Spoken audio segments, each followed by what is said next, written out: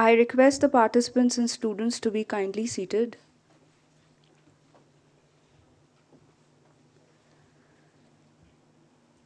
Good morning to everyone gathered here. It's my pleasure to welcome the distinguished dignitaries, guests, participants, faculties, staffs, and students to the inaugural program of the first National Moot Court Competition 2023-24 organized by the National Law University Meghalaya in collaboration with the National Human Rights Commission India. We are all acutely aware of the crucial role that moot court competitions play in fostering practical legal skills, enhancing oral advocacy, and refining public speaking and persuasive arguments.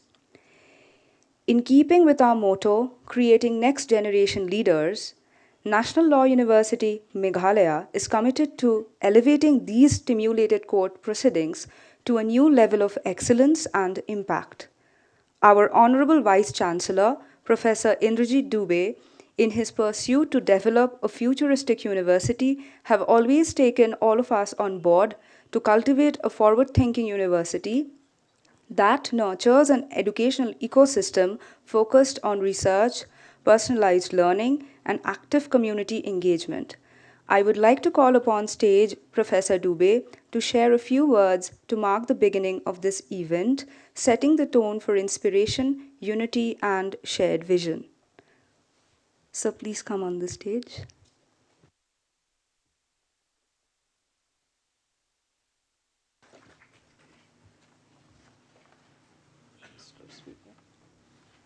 So you are not calling other people on the stage? Sir, I will call. First you will open and then gradually I will call other people. I'll take a few minutes time. Yes, sir.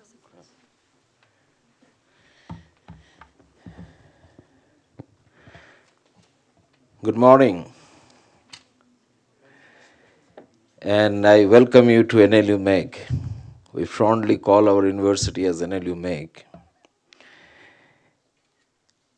Honorable Advocate General Amit Kumarji,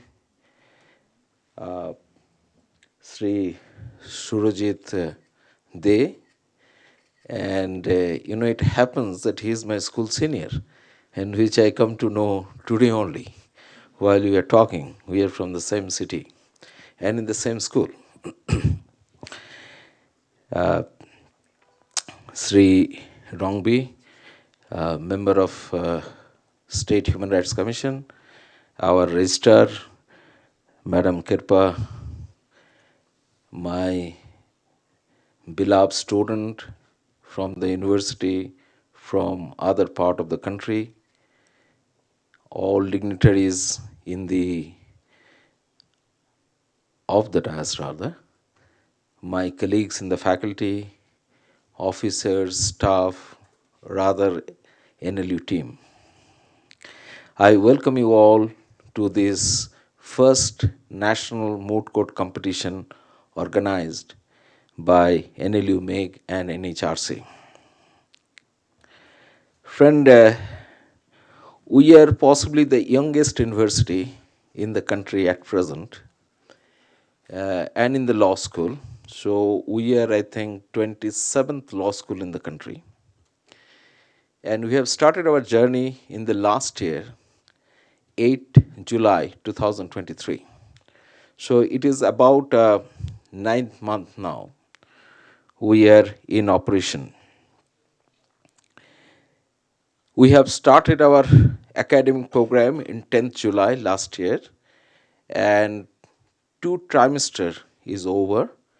First intensive is over, and I think our students are in 3rd trimester. Until this 9 month, I am pleased to note that we have actually breaking number of barriers one by one. As we are progressing into our academic delivery, we have started the program quite differently than that of other law school. In other law school, we talk about the integrated education in the law, that is BALLB 5 years, but we call it here a dual degree in law. So let me explain a bit how we are doing. In this particular university, when the student get admitted, they are not required to give their option that which domain they are going to choose. In the first trimester, they can study all the courses, and then they will decide that which domain they are going to choose, either it's a BA Policy Science or BBA FinTech or BS Data Science. And let me tell you, this particular program again is not delivered in any other part of the country except this particular school. And we have recrafted everything in this particular school. And I will tell you why we have done that. And in other school, the BA basically get over by 2 years of time. In fact, I'm a product of 5 years program in a very early days. And I felt that, this is not a good way to educate into the law. And that's what I was sharing with him. I'm the person who has basically hopped in different program because I felt that this is not a very good way to teach at that particular point of time. Rather, I was not getting the interest in the program. So I started my journey as a medical student, left in between. Then I have joined political science, left in between after a couple of months. Then I thought I will be doing something on anthropology, gone for a few months, and then I left. Then ultimately I landed up in law by advice of my uncle. And you know why I stuck in law? Not because I really liking that particular program, but I like my teacher. He was so charismatic personality whenever he was in class, so I thought I should be like him. And as it could have it, I thought that I will be like our Honorable Advocate General, a practitioner, gone to the court, practice, didn't like much. Then I was as an in-house counsel with the multinational company, did not like much. Then people were actually thinking that what I should do in life. My father was very worried. He was thinking that this fellow could not do anything in his life. So he was keep on advising and guiding that you have to do something and you have to find out what suits you. So what I felt at my student life, that Indian education is a very close jacketed education. It doesn't give you a space to breathe what you want to learn. It doesn't mean I did not like learning. I was telling him we have a very good district library in our city. And I had a 3-4 card, right? One in my father's name, one in my mother's name, one in my cousin's name, and also my name. And I used to hang around a lot. I used to read anything which I used to get, and that way I was a voracious reader. But I never liked this kind of a very close compartmental education. And this I'm also advocating when I was a young faculty, the day I have joined into the faculty. And we have tried to experiment at that in a small manner. But when I thought that, well, I got a driving seat, let me experiment in full. And that is a part of the experiment. So here, when we choose this particular dual degree program, after the BA, it is not necessary that you might go to the legal career. Your BA is, or your BS, or your BBA is strong enough to pursue the career into that particular domain itself. So that's the reason we are calling it as a dual degree program. And what I believe, law is no more as it used to be in our time, which we call the interpretative law. That means law is there, your right has been infringed, you go to the court, and then you try to restore. But today, legal dynamics is different. Today, we talk about more governance law. That means it is not post restoration, but it is pre. Before you go ahead with doing anything, you need to, safeguard yourself. And there, the domain knowledge is very, very important. If you are not domain expert, many of the time it is very difficult even to come out with the regulation, and even if you are going to the court, even to interpret, to restore your right. So the dynamics of the legal education is changing, and is changing very fast, and it is changing furthermore with the large language model and the AI, and which I'm going to talk with you. So, friend, to that end, we got a number of research projects, and these research projects are mostly techno-legal research projects. One of the important with them is legal intelligence. We are aggressively working on the legal intelligence, and I believe if we can do this particular thing into its pinnacle, then possibly we can really change many of the dynamics of the legal practice. When Ankita was introducing me, introducing our university, in fact, he was talking about the futuristic education. Now, this particular point I am, raising again and again in a different forum, with the law education as well as in general education also. That do we require a university? And if we require a university, what kind of university we require in the future? Now, to answer my first question, I believe today you can jump into the YouTube, or you can jump into any other places, and you will find a lot of good material, even what we deliver into the classroom. And believe me, I myself has created, I mean, to test that particular idea, I myself actually created a course for myself to learn the AI. I was not really proficient in 5 6 months before how to use the AI. Today, you can say I'm a semi-expert in AI. And what I did, actually, I have asked ChatGPT, created a course for me, give a reference that what are the things I will read, what are the videos I should see, and it actually created a very customized, the course and program for me. And I followed that to understand that is it really possible to learn without the university. And then the second, answering the second question. So if you say that, well, today you are going to give only the information or share the information, which was the purpose yesterday with the university, there is no need for university. In fact, you will find the content which is available in the YouTube are better content than what we deliver in the university, because they are very up to date. Whereas in the university, maybe the courses has been framed 15 years before or 10 years before, which has not been updated. So whatever we are delivering, which is not what is required today or tomorrow's generations. So if you think that, well, we need a university, then what kind of university is required? We require a university which can go beyond whatever is available in a public domain.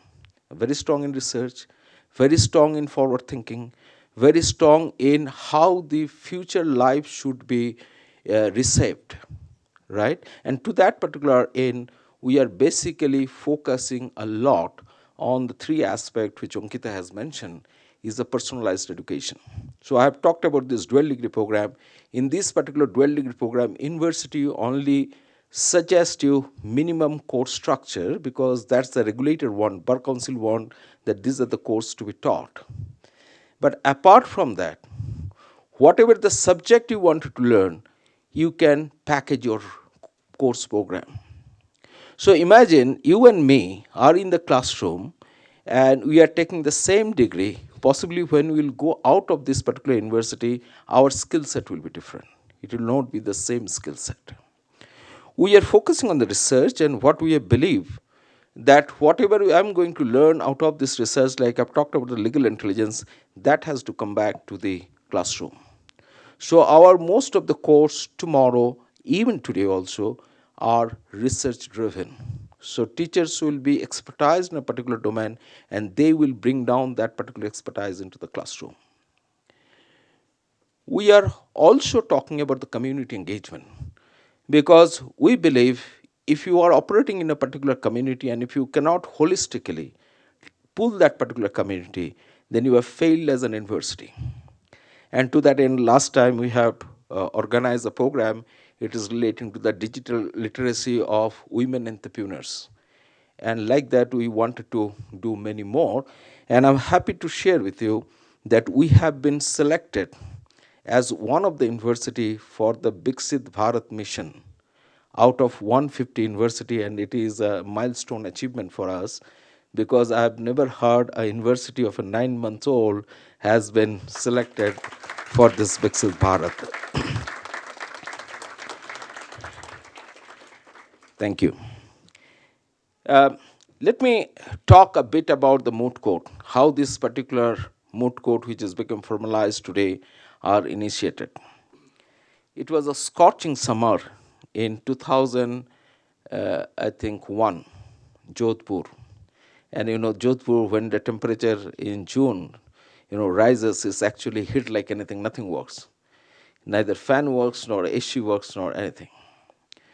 So we all sitting together. Professor Mitra was a founding vice chancellor, setting up that particular school, and I was a young teacher like Jogesh, talking with him, and he was telling that what should be the next step in legal education, because he was the second director of National Law School. At the time, National Law School used to call at a director, and Professor Madhav Menon was first and he was the second, and he has been given a tenure to set up another law school in Jodhpur, and he was wanted to brainstorm that what should be the next legal education move. And I think Jodhpur, that way pioneer in many things. Whatever we think about the honors today, corporate law honors, human rights honors, public law honors, criminal law honors, is actually Jodhpur contribution. Jodhpur also contributed the BBALLB, because it was not there before Jodhpur. BSLLB also not there. I mean, BSLLB means that time we have coined it as a BSCLLB, was not there before that. So Jodhpur was quite pioneer into this particular thing, and we are discussing that what we are going to do that. Now, then I said, see, a couple of things we require within the student. And at the time, it was how do you speak, how do you think about the factual scenario, how you appreciate the fact, how do you narrate yourself, how do you present yourself. And I told at the time, sir, we have to prepare a lawyer who are already experienced 5 years within the law school before they go to out of this particular school. So then professor asked me, what do you want to do? I said, let us take the moot court into the classroom and we teach some of the subject through the moot court. And by this particular process, instead of giving the lecture, let us, develop their interest, in argument. Because that time, that was one of the requirement in the country, that we need to have a very good trial lawyer, a very smart lawyers who can really contribute into the different facet of the litigation. And believe me, we started framing the regulation. Before that in the country, there was no concept of a moot court and how to mooting has to be done. So whatever the competition which you are finding today, it was actually the product of that particular day. But this one has been formalized by the 2009 Bar Council regulation, academic regulation, and where again I was a part of this. Professor Mitra, at that time I moved to IIT Kharagpur as again a founding teacher in law school of IIT Kharagpur. And Professor Mitra was chairing, I think, chair or become a member of the legal academy of legal academic committee of the Bar Council of India. And he said, Indrajit, we have to have some kind of a regulation because, we are not able to control how this legal education is going on. So before us, it was a Jodhpur model. And then we started drafting the regulation. Rather, he was drafting, I was assisting him. 2009 a regulation which we have completed in 2008. And there we formally put the moot court is one of the requirement which all the law school, law colleges, law department has to pursue actively into the legal education. And friend, today I'm very happy to note that that particular moot court is became rituals. Now, why I'm telling rituals? Because when we do the rituals, we don't know why you are doing these particular rituals, but we follow that particular rituals. And actually, that make this system going even without understanding the reason why you have done the moot court. And I believe, friend, it has now been percolated down to all the law school in the country. And everywhere I found there is a number of moot courts are happening, moot court competitions are happening. And it is actually making our student comparable with all the global standard law school. That can I can tell you, because I myself was a visiting professor in across the world in a different country, and very two important school was University of British Columbia, Peter Allard Law School, and University of New South Wales. They're the university which come into 1 to 20 ranking internationally. And I think if you see today, even in the many bar internationally, as well as in the faculty, there is a large number of the Indians who are either practicing or they are teaching. So it is a phenomenal contribution of our country, not only in our country, but internationally too. Now, friend, where do you want to go next? Now, yesterday I was telling that, see, many of the aspects which you do in the court, because I have a very short stint, as I told, that in the court, and I was actually failed lawyer because I could not sustain in the court. Uh, Many things which you do in the court will come into the domain of artificial intelligence, right? So we need to think where you are going to concentrate. To my mind, we have to concentrate more in understanding of the governance, because governance is not simply a synthetic type of application of the regulations, but it is more of empathy, more of a passion, more of a equity, more of a support to the humankind, because we want to make the society better. Artificial intelligence can work like your servant, a tool, but it cannot decide for yourself. Even though it can help you to analyze the cases, past precedent, preparing your petition, and many more things. But ultimately, it can act as a tool, and all this particular tool into the legal practice which has been done by the human will going to go vanish. So we need to have a different kind of lawyer who can use this particular tool and can actually take the civilization further into its pinnacle. So, which I was talking with all of you, that as we made this, the moot court as a rituals, we need to do much more thing. Like we need to talk about the kind competition on client counseling, competition on mediation, competition on how to manage the contract management, because tomorrow contract management will be the huge, even today also contract management will be huge domain, but will be furthermore the moment we will put the artificial intelligence in operation. So friend, I think we should now focus not only in the moot course for something else.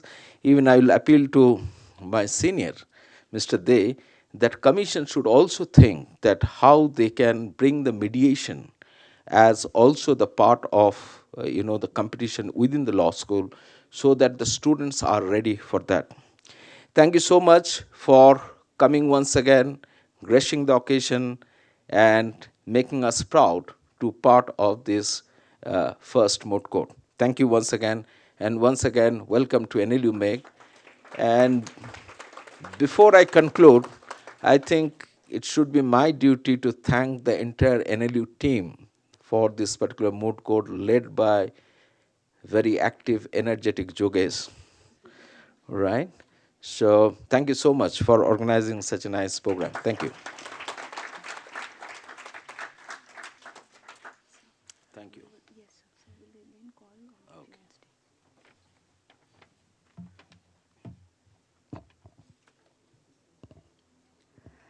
Thank you, sir, for your encouraging speech. Now I would like to call upon stage our students for a very small inaugural dance.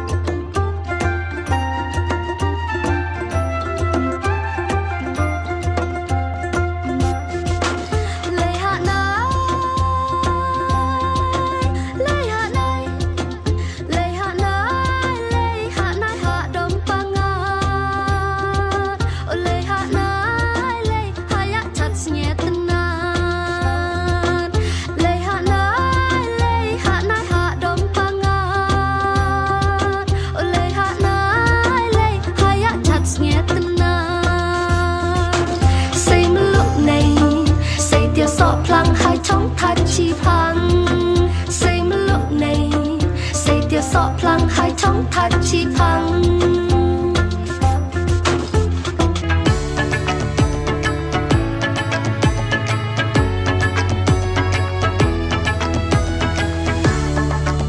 Judo jinker men lada ping tip jingim kanam sha suki pin sa boy shala ka thong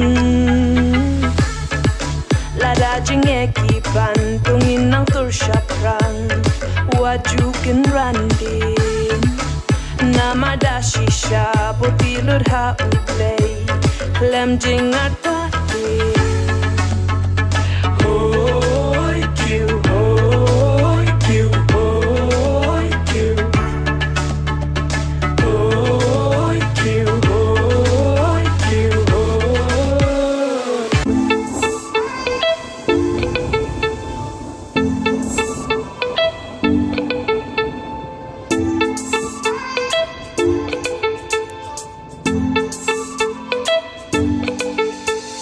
Tempat kira nap kisit tiu kiskut semreng bat kimrat ya pagi kin ut kiriat ki bajeliu ki sat ki bajrong wadoi ki bajai jai rupa ki ai Sanga bagi nong let but you I go you know how no bin wonder you kasi ubo riblato da kaspar riblato da kaksar ribala mang terbang basandor kari bakannya sa pateng la pateng kisi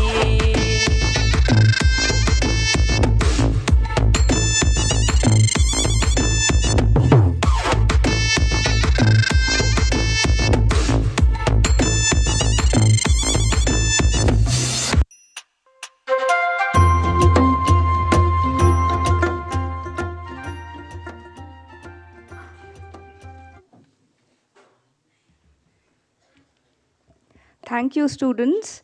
It was indeed a vibrant expression of celebration and cultural heritage, symbolizing the joyful commencement of our event.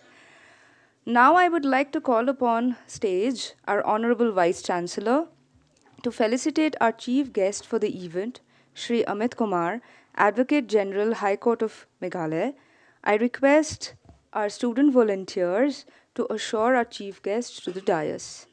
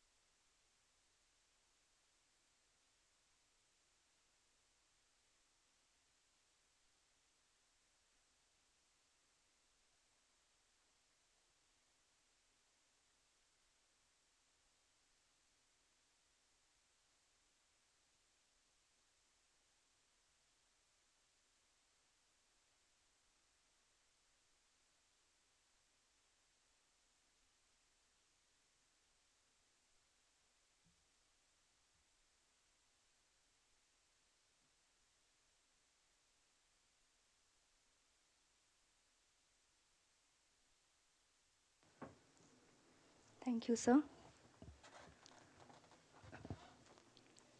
Now I call upon Sri Shurajit De, Registrar, National Human Rights Commission, to be felicitated by our Honorable Vice Chancellor.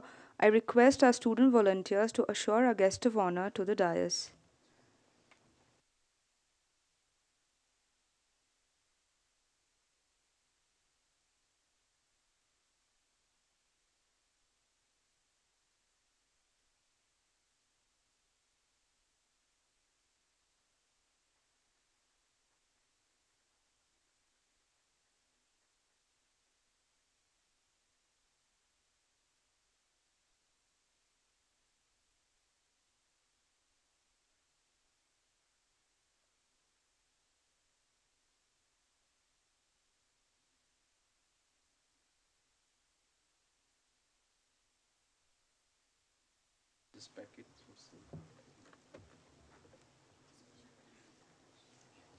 Thank you, students. Thank you, sir.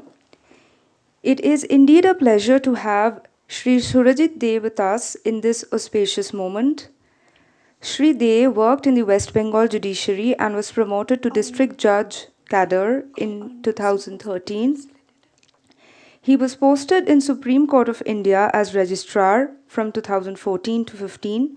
Presently, he is serving as the registrar law at National Human Rights Commission India. I request sir to address the gathering.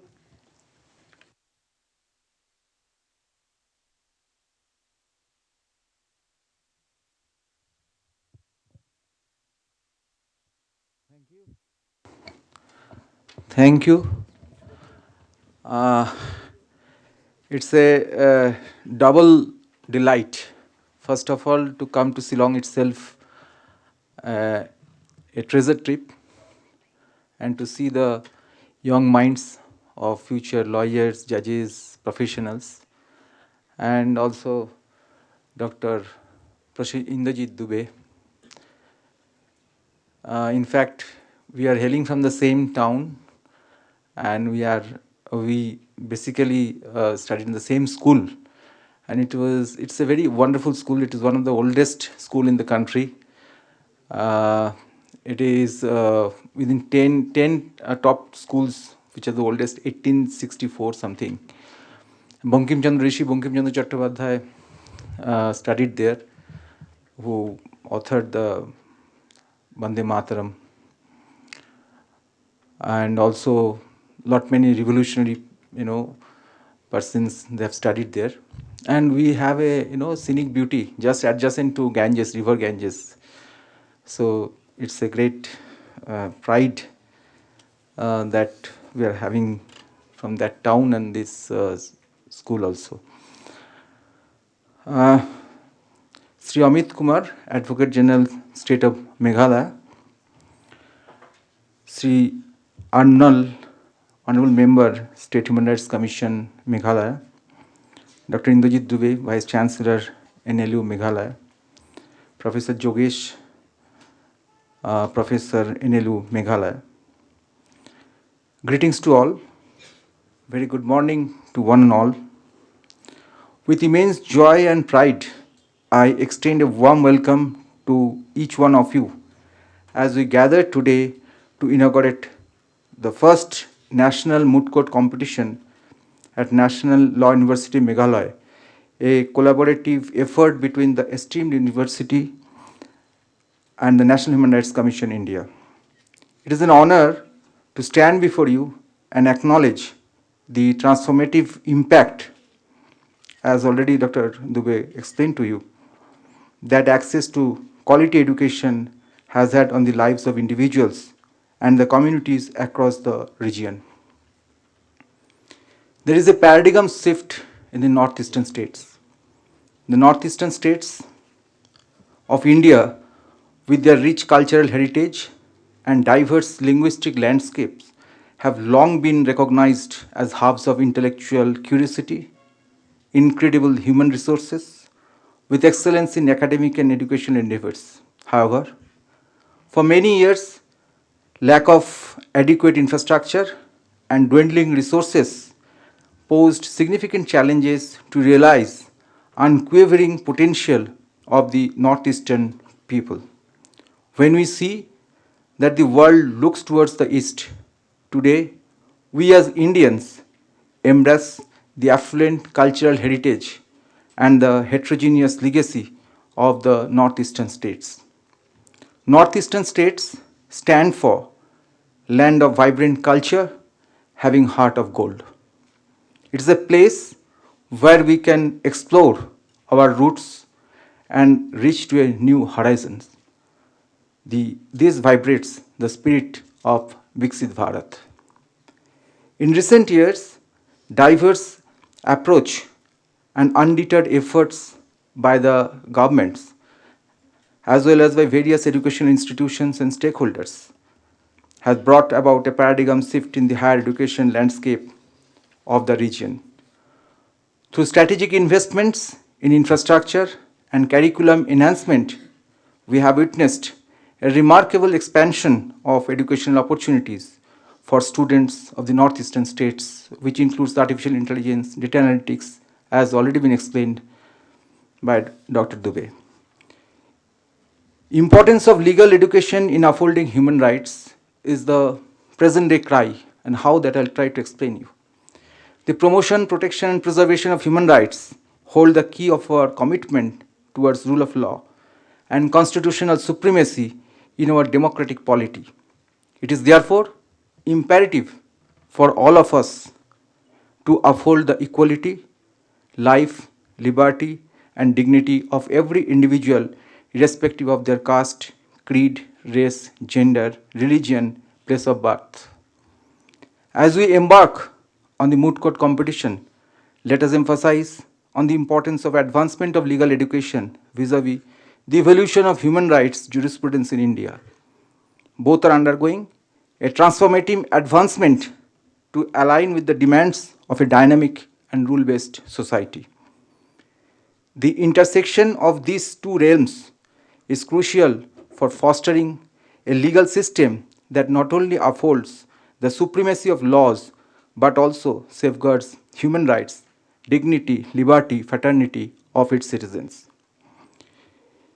Indian Constitution inheres liberal and substantive democracy with the rule of law as an important and fundamental pillar. The rule of law demands protection of individual human rights. Such rights are to be guaranteed to each and every human being. The combination of legal education and human rights is instrumental in training of budding lawyers, judges, professionals of future days who are supposed to be well versed in legal principles and at the same time are also capable of understanding the nuances of human rights.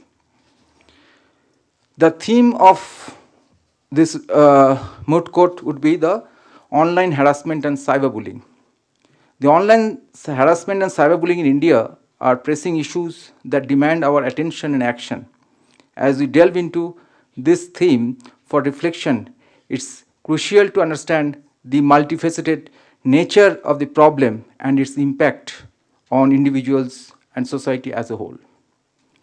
One of the significant challenges in addressing online harassment and cyberbullying in India is the lack of robust legal frameworks and enforcement mechanisms.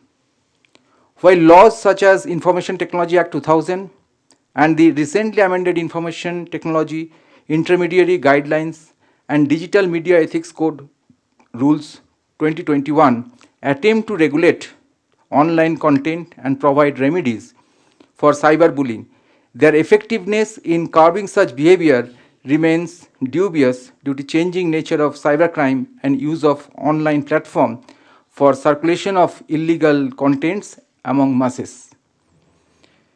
The enforcement of these laws often faces challenges due to jurisdictional issues, lack of awareness among law enforcement agencies, and the anonymity afforded by the online platforms.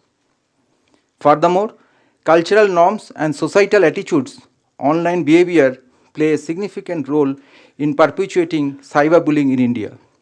The anonymity provided by online platforms emboldens the individuals to engage in behavior that might not exhibit in online settings. This rise in child sexual abuse material, CSAM. The sexual abuse and exploitation of children is one such issue and needs to have been addressed more vigorously and multi-stakeholder strategic planning.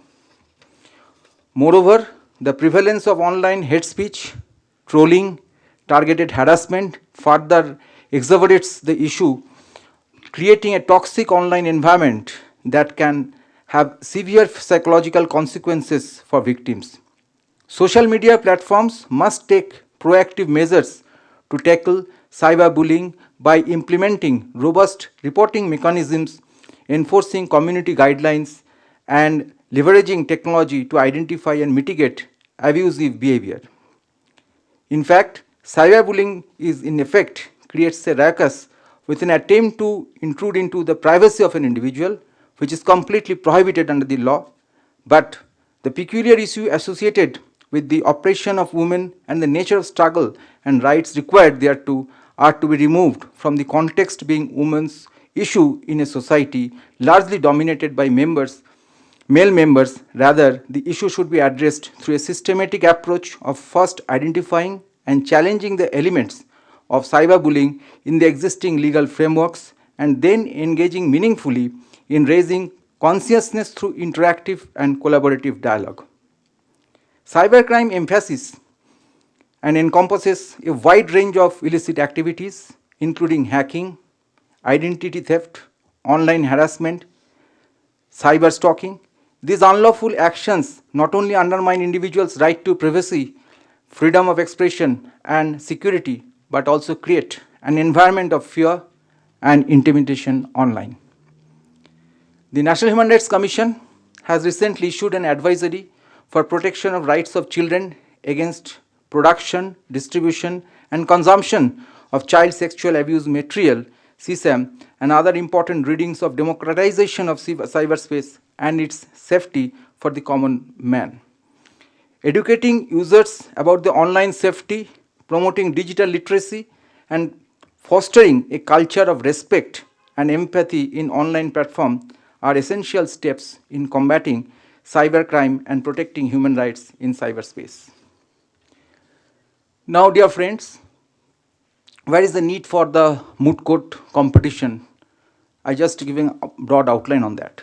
Moot courts are competitions provided in the law students with a unique opportunity to apply theoretical knowledge to practical scenarios.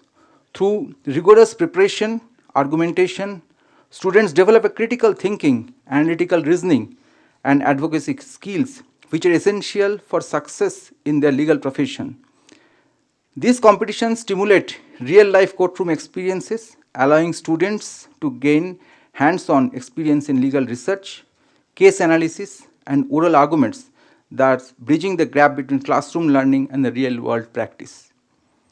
Presenting arguments before a panel of judges and engaging in rigorous questioning helps students overcome such fright, develop poise under pressure, and enhance their public speaking skills, which are the qualities are highly valued and in the legal profession, which is sine qua non and can significantly enhance their employability and career prospects in future. Now, how the NHRC is advocating the legal literacy is one of the area through which NHRC is spreading its mandate as provided in the Protection of Human Rights Act. And we are also member of various international organizations like Global Alliance of National Human Rights Institutions, Asia Pacific Forum of National Human Rights Institutions, UNHRC, United Nations Human Rights Council. And there also we have projected ourselves through which we are developing a human rights culture. So moot court competition, providing resources, and various other modes NHRC is advocating for protection and promotion of human rights. Through outreach programs facilitated by the National Human Rights Commission in education institutions, we have the opportunity to extend the research of the legal education and human rights advocacy to every corner of our country. All human beings possess the equal right to be themselves instead of transitioning or conditioning themselves as per the perceived dogmatic notion of a particular group of people. To change the societal bias and root out the weed, it becomes duty for all of us, including the young minds, to stand up and speak against all forms of discrimination, untouchability, and social evils. Your learning would be to eradicate this sorts of dogmatic approach, stereotype approach, gender inequality. So these are the things that you may come up in future. So these are also the training that you'll get during moot court. As young lawyers for future, it is your foremost duty to prevent, prohibit, and negate injustice, indignity, inequality, ill treatment, wherever and whenever you come across such issues. In collaboration with the legal institutions, NHRC has been contributing to the education and training of legal professionals, emphasizing the importance of respecting and upholding the human rights, the principles which is universal and which is pervasive all across the globe. Therefore, I encourage all participants to take this opportunity to not only showcase their legal acumen, but also to deepen their understanding of the complexities surrounding the human rights issues. Let us encourage spirited yet respectful debates, keeping in mind the broader goal of promoting equality, fraternity, dignity in our society. Last but not the least, I urge all the participants to engage in this competition with a focus on learning, argumenting with the knowledge, upgrade the legal skill and other attributes of a good lawyer, disregarding the anticipation of failure or success, irrespective of Karne badekaras foleshume kadachan. It means you have the right to work, not in the end result of that work. And in this context, I congratulate and I appreciate Dr. Dubey for his guidance to the NLU Meghalaya to have the first national moot court. And I also congratulate Sri Amit Kumar, Advocate General of the state, for his wholehearted support to make it a grand success. Thank you very much. And last but not least, just I remind one thing. Whenever you are studying in the national law school, my advice would be don't go for the corporates. It's their choice is yours. But think through that you be in the litigation. And that to the litigation, you'll find good number of lawyers, brilliant judges in the high courts and Supreme Courts and everywhere. There is a crowd there. But in the lower rank of the judiciary, where the 80% people are approaching, there is a lot, there's a dearth of good lawyers, even the judges or the professionals. So build up your skill, because the India needs today the justice. Justice is crying for many reasons. So keep it in mind, in your heart, that poor people who is not having, connection with that of the elite schools or having the educational system, but they are at the doorstep of the justice. So access to justice, for that you have a big heart, and you think through of the underprivileged. Those are the persons who are having impoverished. They are not getting that much of protection or some kind of access to justice. So keep it in mind, and accordingly you make the plan of your future. And for that reason, the moot court is one of the important aspect of training of during your law school. Thank you.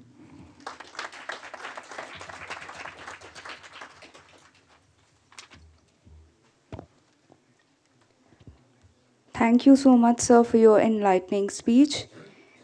Now I would like to call upon Sri Arnold Nongbri, member of MHRC, and I would request our Honorable Vice Chancellor to felicitate him.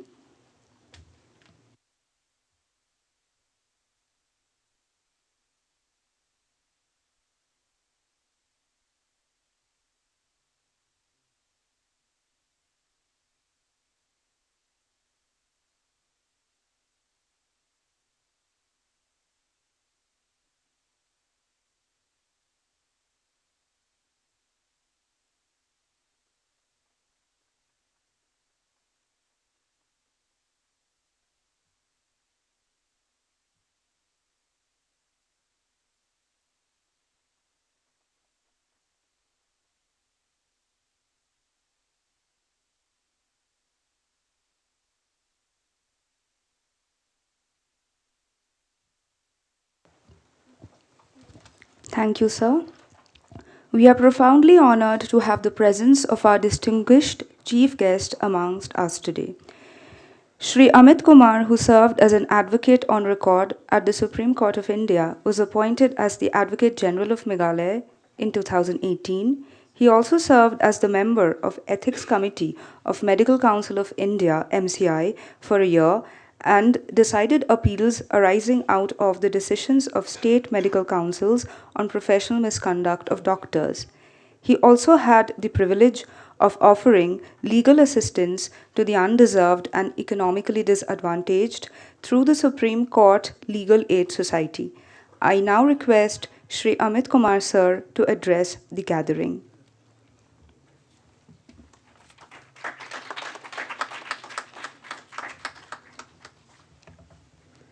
Good morning.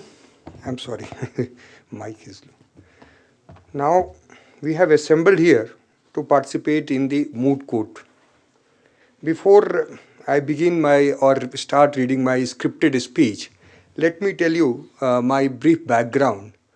When I came to Meghalaya in 2018 as Advocate General, I have been coming on and off to Meghalaya as a lawyer from Supreme Court. I have been practicing in Supreme Court, in all courts in Delhi, and all parts of India, different courts and everywhere.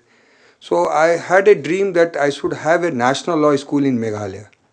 I discussed the proposal with my CM, who encouraged me, and then we prepared a model law. And then we were searching for various the law school and their structure and the act. We found that the law school in Delhi, the National Law School in Delhi in Dwarika, that so then we by and large modeled the National Law School Meghalaya based on that. And then I requested my Chief Justice, then Justice More, to send a recommendation to the Chief Minister. He was kind enough on him, and he was gracious to write a letter to our Chief Minister requesting him to encourage and establish National Law School Meghalaya. So based on that, the journey started, and then Justice Sanjeev Banerjee came. His contribution is invaluable. He took up the entire issue, and the government also thought that we should have a law school in Meghalaya, because National Law School is somewhat precursor to the development in all sectors. We need lawyers, we need research people, we need people who can contribute to the society in different way and different manner. We need practicing law is one aspect of the matter, but at the same time, if I can tell you, there are so many things which we have been trying to do. For example, we have got Public Delivery Act, where we are saying that if the delivery of a service is not given within a period described or defined in law, then the officer will be held accountable. So this was done through the legal research given by some of bright mind like you. There are other acts which we have been doing it. Then we have got Social Audit Act. Now, Social Audit Act in Meghalaya is the only act which is there in, at least in India, where through the act we assess the work carried out in the various social sectors.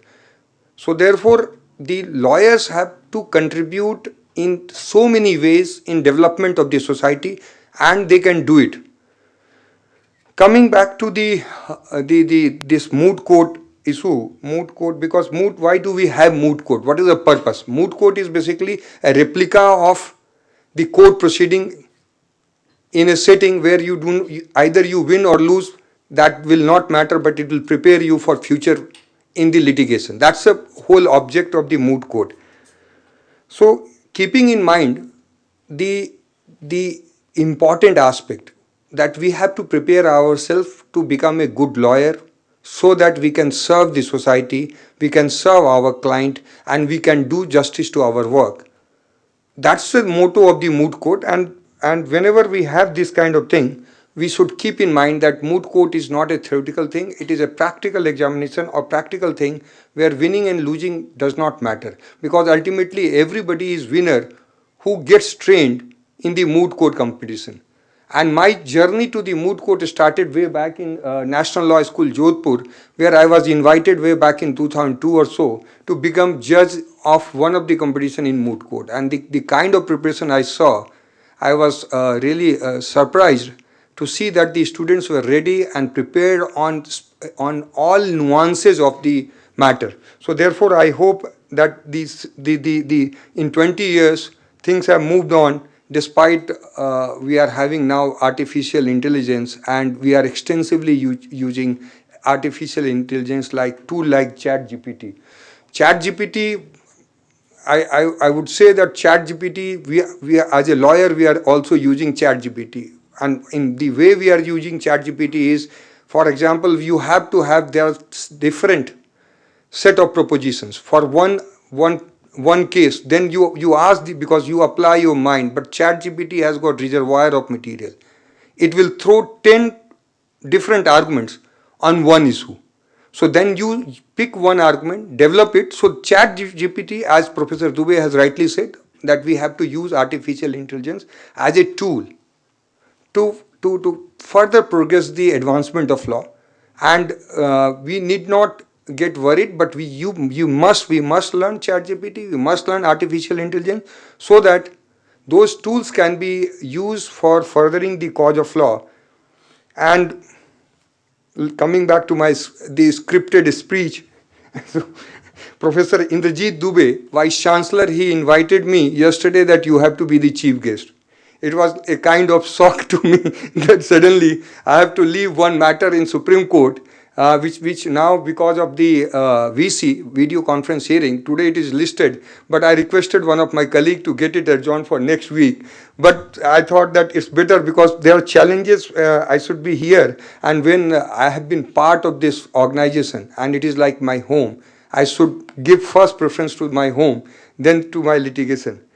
And Professor Mr. Day has rightly commented the requirement of lawyers at district court level, at taluka level, at high court level and Supreme Court level. And the national law schools, from my personal experience, I can say that most of the juniors are from National Law School, Lucknow. And the first draft which has been prepared of the law is by the student of National Law School, Lucknow only, Ram Manohar Lohia National Law School, Lucknow. So therefore, you people have been contributing, and your contributions are getting recognized in the system gradually and surely. I would say that it is great pleasure and a deep sense of privilege that I stand before you today as we gather for the inaugural ceremony of the first National Law University Meghalaya and National Human Rights Commission National Moot Competition 2023 at our esteemed institution, NLU Meghalaya. I extend my warmest welcome to all present.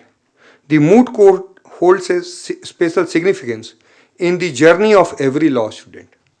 It is a realm where the abstract principle of law transcends the confines of textbooks and come alive in the dynamic setting of the courtroom. Here, for the first time, as law students will grapple with weight of advocating for a client, delve into intricacies of legal research, and hone the art of persuasive argumentation. The importance of the moot court experience cannot be overstated. Though this exercise, you will not only learn to research the law, but also understand the complexities, anticipate diverse perspectives, and apply it foresight. Indeed, the essence of competition lies in its power to transform mindsets and refine the skills of future legal practitioners. This year's competition, with its focus on human rights, serves a poignant reminder of the profound responsibilities inherent in our profession. It beckons us to delve deeply into human stories behind legal precedent and to stand unwavering in the face of injustice. As the Advocate General, I'm witnessing to the transformative impact of law on everyday lives of people.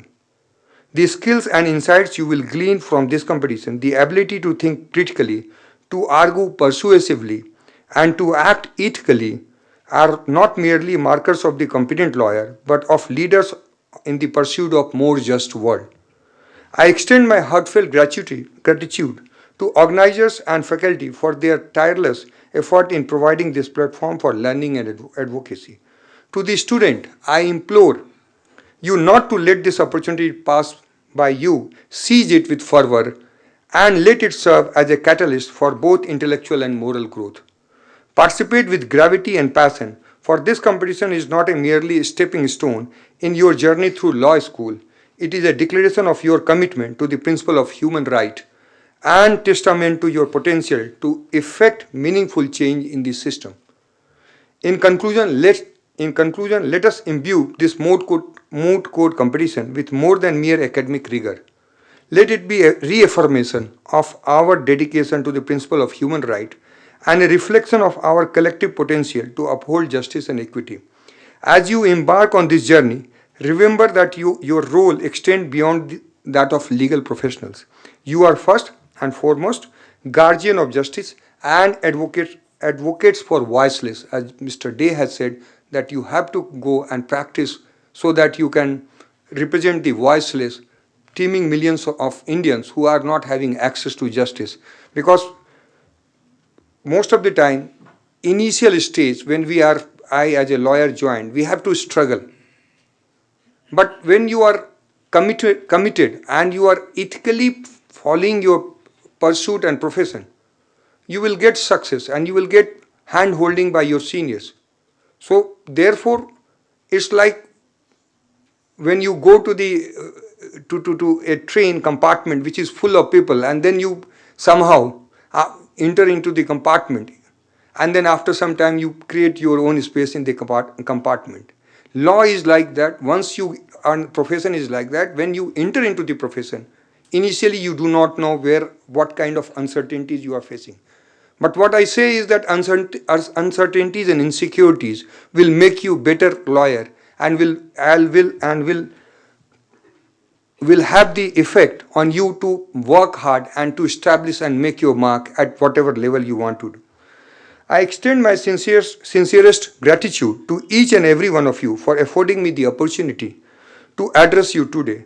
I am buoyed by the promise and potential I see in each one of you, and I eagerly anticipate at the indelible contributions you will make to the tapestry of justice and equity. Finally, I wish the organizer and participant a great success. Thank you very much.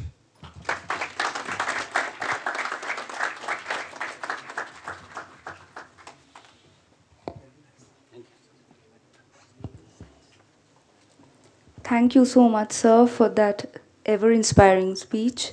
Now I would like to call upon stage Dr. Inauguration, Assistant Professor of Law, National University, Meghalaya, to deliver the vote of thanks.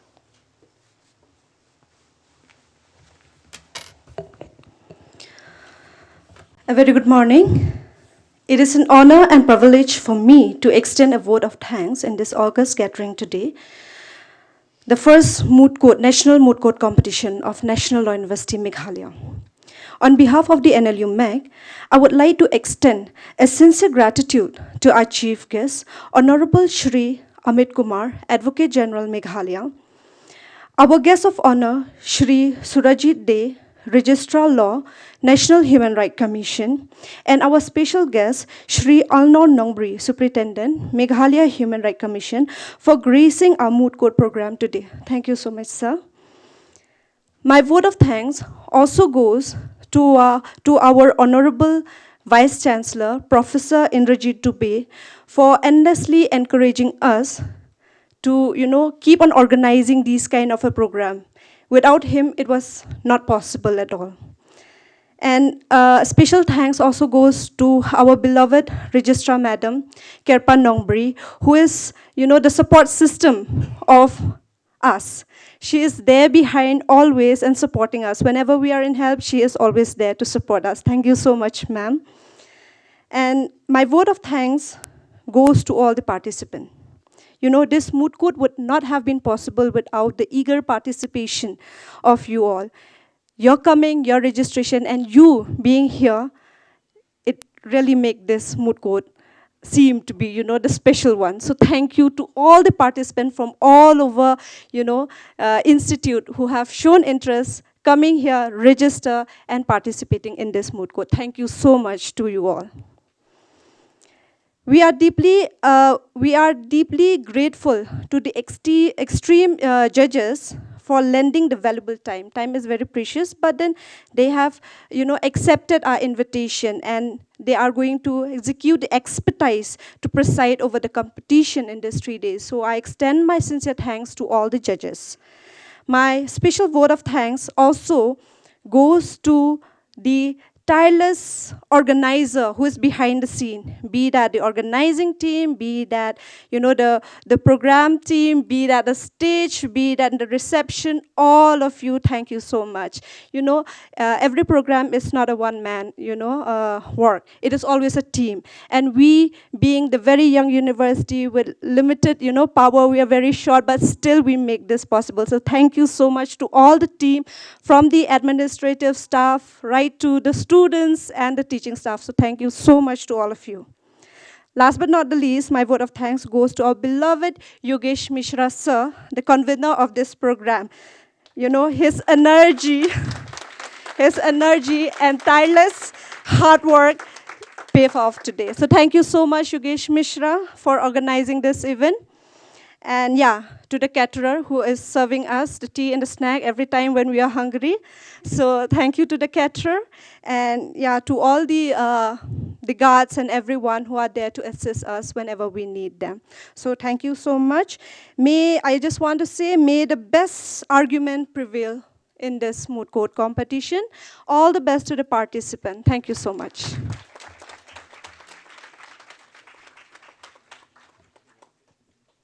Thank you so much, Professor Uma.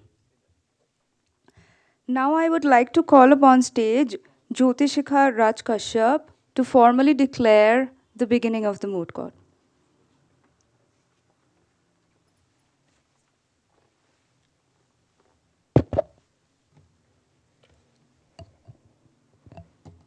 I, Jyotishika Raj Kashyap, the student convener of the Moot Court Society, hereby announce that the first national moot court competition by National Law University Meghalaya in collaboration with the National Human Rights Commission is declared formally open.